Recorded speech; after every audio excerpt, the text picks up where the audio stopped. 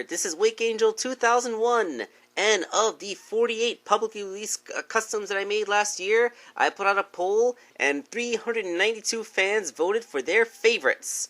Before we get into the count, let's take a quick look at the honorable mentions. These 23 characters here that you see before you are all characters that received at least 1 and up to 6 votes. So, you know, that's 23, nearly half of all the figures I made last year, but they received some votes, so they deserve to be mentioned at least briefly. Alright, let's get into the proper countdown. Number 10. It was a tie between Scourge and Silver Sonic, each receiving 7 votes. Ah yes, Scourge and Silver Sonic. Scourge is a character that I made for the very first time years ago. He was my first publicly released full custom figure. Silver Sonic, well, he's just Silver Sonic. He's a big Sonic robot, which just so happens to be made from the 4-inch classic Sonic put out by Jazzwares. I know they look like they're the same height here, but that's just because I edited them to the same screen size. So, but yes, these are solid creations that I've made several times before, and, you know, I can see why they would make it into the top 10. Even though they ended up tying because I didn't want to have to put up a secondary poll to break them when there were only 2 ties this year. Speaking of which, number 9 is that other tie. It was between Omelette Robotnik and the Death Egg Robot, each receiving 8 votes. Wow, these 2 figures are so opposite of each other.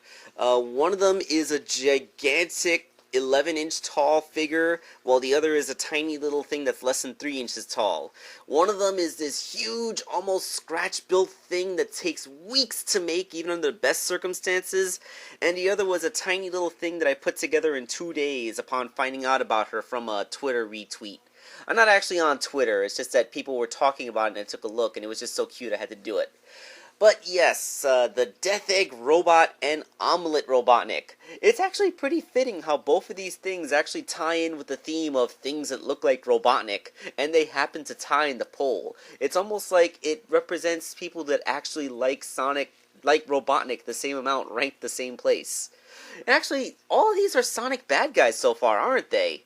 And then again, that was my whole philosophy when I first started making custom figures. There were no bad guys in the line back in 2008 when it first came out, so I decided to make one with Scourge and then Dr. Finitivus. So, yeah, this is all kind of in keeping with my ancient traditions. Number 8, Captain Metal, with a total of 9 votes. Ah, Captain Metal, how I remember him well. When the Super Genesis Wave reboot first hit, one of the first issues that we got was a Sonic Universe, which explained what happened to Amy and Cream after the Genesis reboot, showing how they're basically exactly the same because they weren't that different from their video game counterparts in the first place. But we got this really nice 4-issue mini arc which introduced another original villain, being a Metal Sonic rebuilt into a robot pirate. Like, that is so awesome, and it's amazing how well this integrated with what happened before, because there was a Metal Sonic robot that managed to get into Blaze's world and was destroyed there. Apparently what the Super Genesis Wave did was prevent him from being completely destroyed, just really badly damaged, forcing him to rebuild himself with native robot parts. And as we all know, the only robots there are those robot pirates. But yeah, I absolutely fell in love with this character's design as soon as I saw him, and it took me a couple years, but I finally got around to making this custom, and I love it. It is front row and center in my little figure display that I always keep on my desk right in front of me, so I can always see him. That's how much I love this guy. Number 7, the comic-styled bunny, with 12 votes. Okay, full disclosure, I actually made this for a Team Acorn fan art contest, but the real truth is that I was genuinely just nostalgic for that style. You see, like, it was maybe a decade or so into Sonic's run, about halfway through the comic's lifespan, where the artwork was becoming a little bit more and more like more human-styled as things went on. I guess they were trying to scale up with the growing maturity of its readers, like people who would have started reading it as kids would be teenagers at this point, so they tried to make the artwork more appealing to teenagers. Now, it did really degenerate into some real crap during the Dark Ages, but once Ian Flynn took over, they kind of reversed it, and they found a happy middle ground again, which mimicked the the original cartoon and video game styles a little bit more, but there was a time when this actually did look pretty good, and I still think about it every now and then. So having a bunny figure in this style is still nice and fun. Plus, it actually scales with the 5-inch Sonic, which is pretty cool because, you know, aside from the Werehog and the Black Knight figures, there's nothing else that scales with this toy, so, you know, it's good to finally have something, right? Number 6, the post-Super Genesis Wave Princess Sally, with 16 votes. Ah yes, from the comic's halfway point to its last 2 years. This is the first time that I made a Princess Sally in this particular style, and really the only time. Despite how many times I've made Princess Sally over the years, this is the only time I ever made her in this particular look. And as I said before, it isn't 100% the post-Super Genesis Wave version because the commissioner requested that I keep the cheek tufts. I guess they find the cheek tufts cute, but you know what, so do I.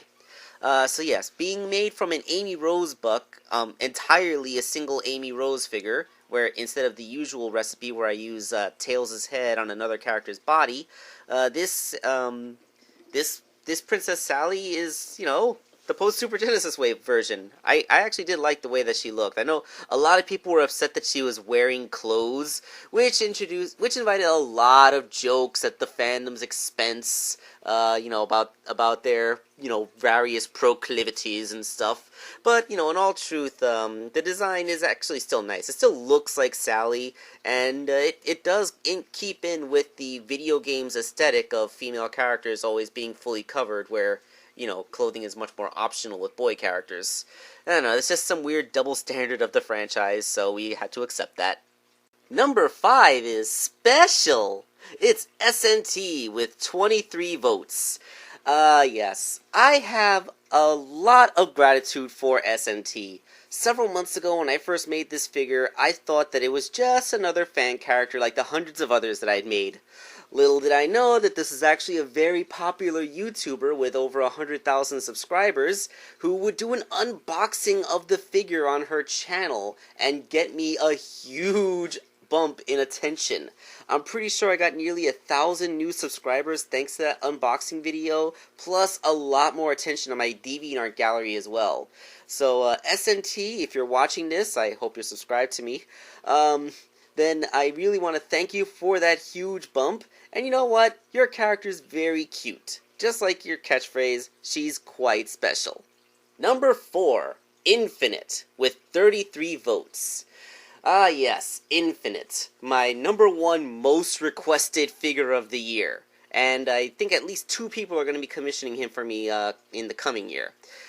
So, Infinite, well, funny thing, there was a time when Infinite was number 1 on the list. Like, for the first 3 or 4 days, he and SNT were actually battling for the top spot. It was actually kind of hilarious to me.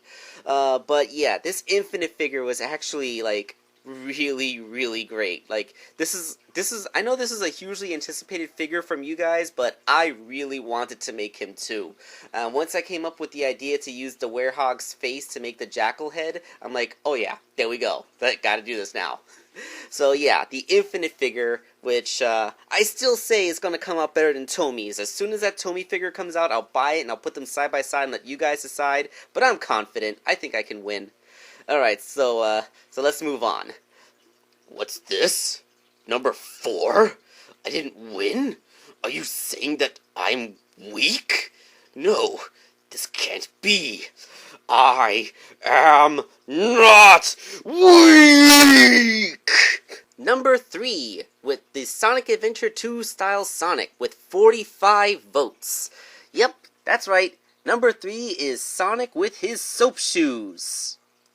Are you kidding me? I lost to a pair of shoes? I will not stand for this! Yeah, villainous protestations aside, yes, Infinite was beaten out by a pair of shoes. This actually surprised me more than anything else because the Soap Shoe Sonic was actually relatively low in the running until the last 2 days when I made a plea for more votes. I think a lot of you are just really nostalgic for Sonic Adventure 2 because, like, I'm guessing we're all pretty much at that age. But really, this is such a basic custom. It's just a little bit of sculpting on his shoes. It took me like 2 days, guys.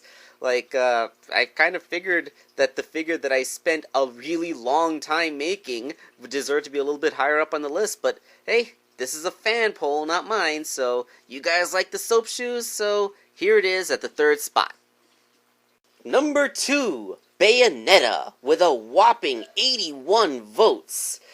Bayonetta was an absolute sleeper hit. She spent most of the time the poll was up, not even in the top 10. And then all of a sudden, she just jumped all the way up to the top. I think it was after my second time, it was after the second time I asked more people to vote. She just shot right the hell up. I guess it was older fans who held back and didn't vote in the poll because I imagined she'd be more popular. But this Bayonetta figure, now this is a figure that was really complicated for me to make, and I spent a long time working on her. I use a Miraculous Ladybug figure, which is probably the only time you're ever going to hear me reference Miraculous Ladybug, because, like, I don't think anybody really knows about that show aside from me and some of my friends. But it's, yeah, I mean, I like the figure because it was tall and lanky, which actually would be in fitting with her inhumanly tall giraffe leg aesthetic. But, yeah, I just couldn't get past the cherubic face. I tried my best to try and make the head a little bit smaller to make it look more like Bayonetta's proportionately tiny little head.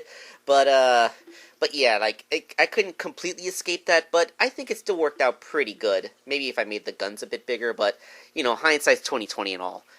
Anyway, the Bayonetta figure made it all the way up to 2nd place, shooting up the ranks near the end. So, yeah, that was a huge surprise to me. And the number 1 custom of 2017 was Classic Mighty the Armadillo, with an unbelievable 94 votes. And this was another guy that started really low in the rankings until about the halfway point where he suddenly claimed the top spot. And then he kind of duked it out with Bayonetta up there for the last couple days, but in the end he ended up winning. And I kind of wonder why. Like, is Mighty the Armadillo really that popular a character? He hasn't been in the game since Knuckles Chaotix, and it's not like he was even a particularly major player in the comic book either. Like, where does all this love for a character that the franchise has barely acknowledged for decades really come from? I mean, and it's not even that particularly complex a figure. He is only the 2nd time I've ever used one of Tomi's figures to make a custom, but the modifications are relatively light. All I did was make the shell and then paint it. So, yeah, I mean, I respect your guys' opinions, and I am proud of the figure that I made, but this is really far from my biggest or most complicated thing that I made this year. And apparently Mighty is just a hell of a lot more popular than I ever thought he was, so there you go. Number 1 custom of 2017, Classic Mighty the Armadillo. I want to thank all of you for voting in the poll to make this list possible, and of course I want to thank you all double for actually watching my videos and subscribing and all of that. If any of you want to support me on Patreon, you can do so with the link below. Even the smallest amount helps, and you will get to see previews and work in progress shots of the figures that I'm working on right now. But for now, this is Wakeangel2K1 signing off, and hoping to see you a whole bunch in the coming year.